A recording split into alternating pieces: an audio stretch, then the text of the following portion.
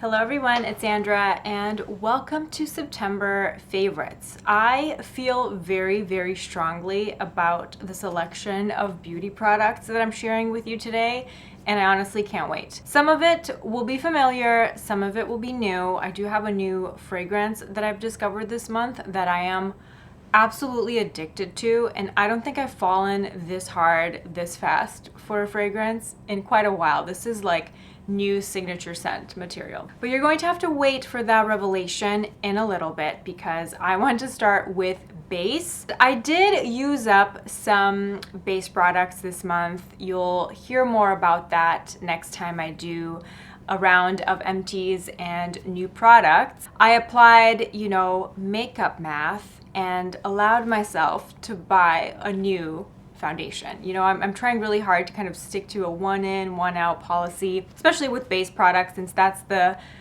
makeup category that I tend to accumulate the most. It's definitely the funnest category for me to play with. It all started out of necessity. I've struggled with acne for the bulk of my adult and teenage life, so looking for foundations that make me feel good in my skin, that's kind of how my love for makeup started. Soppy history aside, I bought the Fenty Eavesdrop skin tint and I love it. I don't want to tuck your ear off in this video, but yeah, I've been wearing this every single day since I bought it. I bought it a couple weeks ago when Sephora had that little foundation sale event, and since I used up 3 things, I was like, okay, I have to try this. I had also watched Karima McKimmy's video about this, and she was talking on Instagram about this too, about how shade 6 has a really nice neutral olive undertone, and finding a foundation that matches the natural undertone of my skin when I don't have any fake tan or natural tan is a challenge, because when I have fake tan or when I have natural tan from the sun, I can really easily find color matches in so many brands, because then I just go for like a golden yellow undertone. But when I don't have fake tan on, when I don't have natural tan, the true undertone of my skin has more of a neutral olive. This is absolutely perfect. It's a perfect color match for me. I haven't been spending that much time in the sun this summer, and I also haven't fake tanned in over a month. So this is pretty much my skin tone for most of the year now, and this is what I'm wearing today.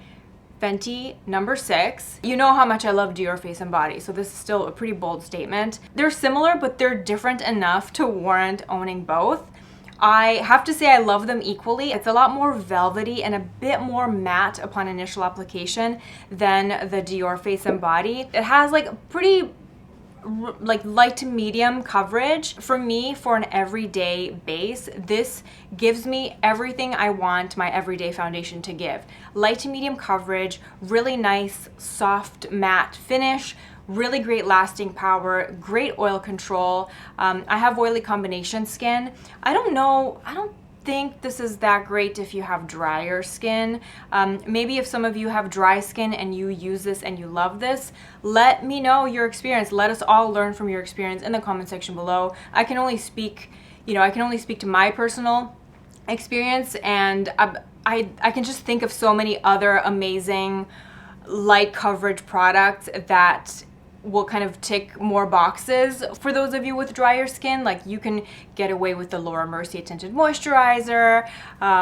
There's so many amazing tinted moisturizers that can kind of give you that same look and maybe give you a bit more moisture as well. Color matching is honestly half the battle in choosing a foundation, and having a really perfect color match without ever having to mix anything in it is so nice. So that's also, that plays a huge role as to why I also really love this, because it's just so nice. I don't even have to blend it down my neck. That's how good it blends in with my skin tone. So I'm just really happy about that.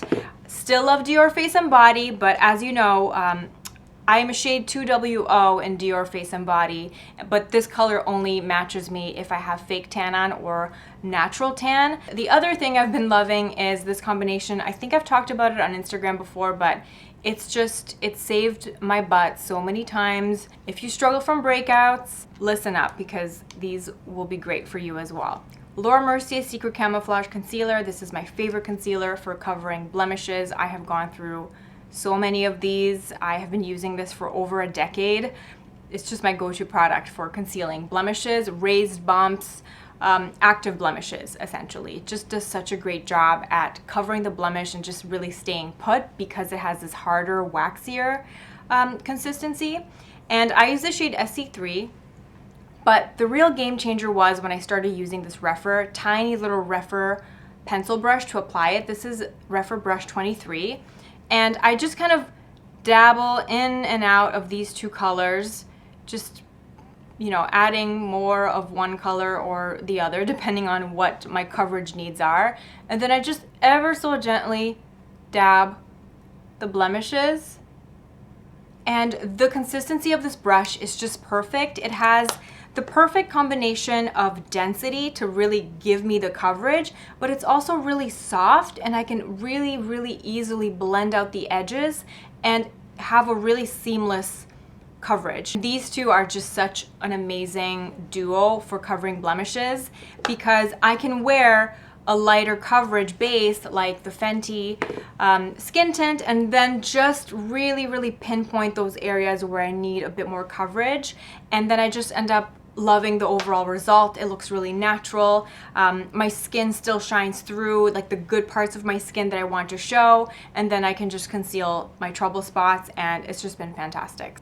All right, now moving on to eyeshadows. There are two eyeshadow products that have been on the heaviest of rotations over this past month. A single shadow by Chantecaille. This is the Mermaid Eye Color in the color Copper.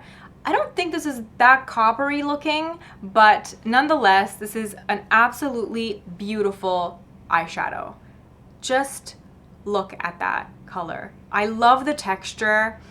If you remember the old Burberry eye color creams, it's kind of along the same lines, like that weird in between, not quite cream, not quite powder type of shadow formula, but it is just so elegant. And if you have the Burberry product is now discontinued, but they used to do a shade called Gold Copper. This is like the amped up version of that. Gold Copper wasn't as shiny, but this is just amazing, and it's been my go-to. I'm wearing it right now on my lid. I just apply it, I do whatever colors I like to do in the crease. I line my eyes and then I just go in with my finger and just dab it on the very center of the lid to kind of give me a nice subtle spotlight effect. It's just such a beautiful formula. Their shade Starfish is one of my favorite one and done shadows. It was in my one and done video. If you just want a really subtle peachy champagne, it's very, very flattering. It's not too metallic. It won't accentuate any texture on your eyelids. It's just a very, very refined, high impact shimmer that is very, very flattering. And then around it, to kind of create more dimension, I have brought out this quad by Giorgio Armani. This is a favorite of mine and I hadn't used it in a while, and I'm really in the mood for single shadows and quads right now. My appetite for the larger eyeshadow palettes is just not there at the moment, so I'm really having fun with quads and single shadows again. And this is such a great quad. I love it this time of year. It's the perfect blend of neutrals. There's some cool tones, there's some warm tones in there, and I really love to use these colors. I mean, I'm wearing almost every single color today. Really, really great to just subtly line the eye as well.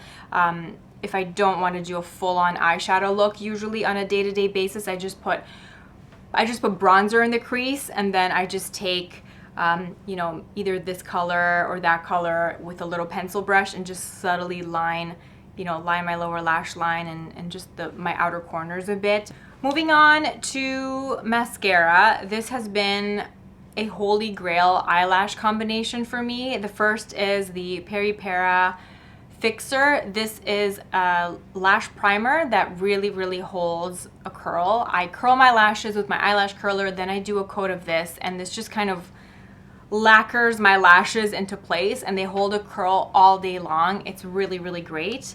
And then the mascara that has absolutely rocked my world recently is Idol by Lancome. This is amazing on its own as well. I just have really straight lashes that struggle holding a curl, so I kind of need the extra help of this. But if you don't have issues holding a curl, you can just get by with the Lancome mascara by itself. I love that it doesn't smudge. It doesn't smudge, but it's not waterproof, so it's not that hard to remove at night either. The wand is a bit funky. You either love it or hate it, really. It's like that plasticky wand. It's got this curve to it. I personally really, really love the wand. The shape really matches the natural curve of my eye, so it really just gets in there. It's just a really well-balanced mascara. It lengthens, separates, and volumizes really nicely, kind of ticks all the boxes for me. And you can build up the volume if you do multiple coats. These two together, if I really want a nice lifted lash to last all day. Lancome has always been a pretty solid brand for mascaras, but this just really takes the cake. And apparently Lisa Eldridge developed it. So if you like Hourglass Unlocked, if you like Glossy Lash Lick, you will like this. This is like that, but better in my opinion. The last makeup-y category is lips. You know I love me some lip combinations. And starting with what I'm wearing today, I'm wearing Jouer Fawn lip liner. This is such a good lip liner. This is a roll-up style of lip liner. It's a really long wearing, but it's also a very soft formula. So if you're the type of person that likes to just line your entire lips, this is great because you can really just cover a lot of surface area with this.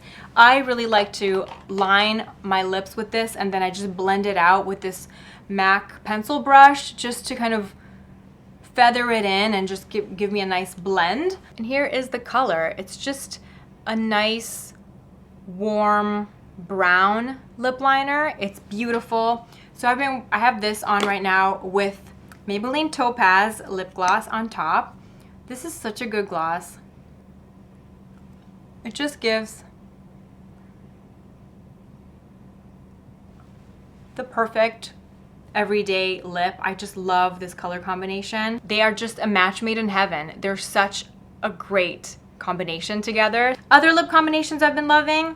Honorable mention to Laura Mercier Chestnut lip liner. This is such a beautiful, beautiful lip liner. Unfortunately though, Laura Mercier has changed their lip liner formula. The packaging has changed, so you'll be able to differentiate between the old formula and the new formula. So if you see Chestnut in the old packaging in this type of packaging, get it because it's amazing.